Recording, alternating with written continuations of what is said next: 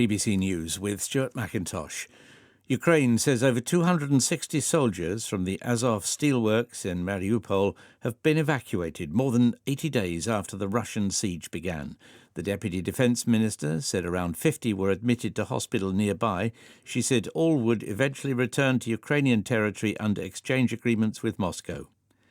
Western military sources say President Putin is now directly involved in the day-to-day running of the war in Ukraine and together with his chief of staff is taking decisions normally made by more junior officers. One of the sources told the BBC this was further evidence that Moscow's campaign is still not going according to plan.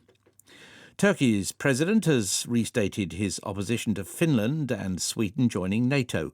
Recep Tayyip Erdogan said they need not send delegations to convince Turkey, a NATO member, of their bids.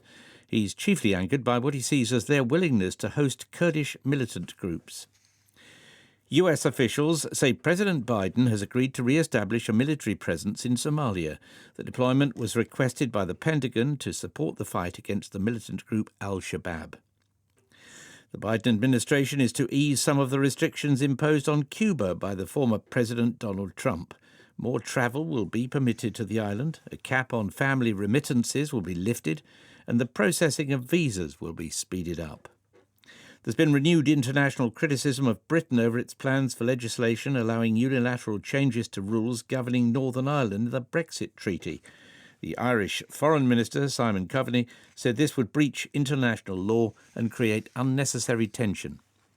Zimbabwe has asked the European Union to support its bid to sell $600 million worth of ivory that it's accumulated. Funds, it said, will be benefiting communities living near wildlife areas. BBC News.